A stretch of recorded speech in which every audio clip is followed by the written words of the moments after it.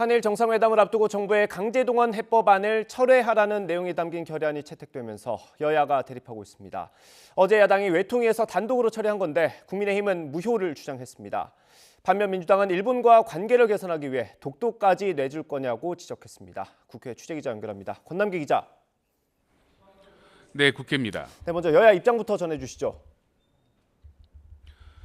네, 먼저 국민의힘은 야당이 어제 단독으로 채택한 일제 강제징용 해법 철회 촉구 결의안을 두고 거세게 반발했습니다.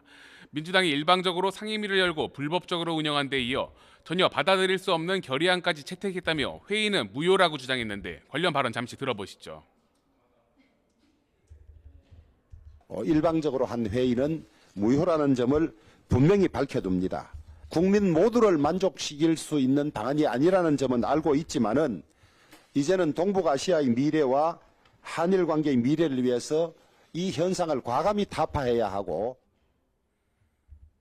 반면 더불어민주당은 윤석열 정부의 대일 무능 외교로 국격이 끝없이 추락하고 있다며 지금이라도 피해자 동의 없는 강제징용 해법을 철회하라고 촉구했습니다. 또 일본 정부가 35년 만에 자국의 섬을 다시 집계할 때 독도를 포함해서 발표했다며 일본과의 관계 개선을 위해서라면 이제 독도까지 일본에 내어줄 작정이냐고 비판했습니다.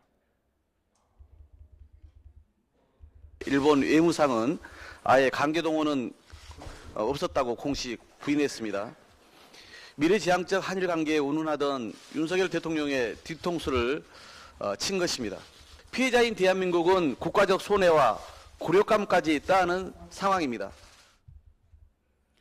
한일 정상회담 이후에는 외교부 장관을 상대로 한 국회 차원의 현안 질의도 예고되는 등 정상 외교와 강제징용 해법을 둘러싼 정치권 대립은 앞으로 더욱 격화될 것으로 보입니다. 네, 국민의힘 상황도 좀 보겠습니다. 윤석열 대통령과 김기현 대표가 정기회동을 하기로 했다고요? 네, 그렇습니다. 윤석열 대통령과 김기현 대표는 앞으로 매달 2차례 정기회동을 하기로 했는데 매번 비공개로 윤 대통령과 김 대표가 배석자 없이 독대하는 형식이 될 예정입니다. 이에 더해 국민의힘과 정부, 대통령실은 오는 19일 고위 당정 협의회를 열고 한일 정상회담 성과 등을 논의하기로 했습니다. 오늘 김기현 대표는 선거 과정에서 경쟁했던 황교안 전 대표를 만나 점심을 함께하며 이른바 통합 행보를 이어가고 내일은 취임 인사차 민주당 이재명 대표를 예방할 예정입니다. 이런 가운데 5.18 정신 헌법 수록은 불가능하다는 김재원 최고위원의 발언을 두고 파장이 커지면서 당이 어떤 반응을 내놓을지도 관심입니다. 네, 오늘 민주당에선 민주당의 길 토론회가 있지 않습니까? 네, 민주당 내 비명계 의원들의 모임인 민주당의 길은 오늘 오후 토론회를 엽니다.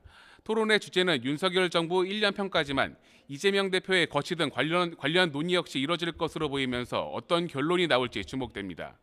비이재명계 조응천 의원은 오늘 아침 라디오에서 당이 이재명 대표에 대한 로펌 역할을 하는 건 절대 안 된다며 임명직 지도부 교체가 필요하다고 주장하기도 했습니다. 이런 가운데 이재명 대표는 오늘 주 69시간 장시간 노동 관련 간담회에 참석하는 등 현장 민생 행보를 이어가고 있습니다. 지금까지 국회에서 전해드렸습니다.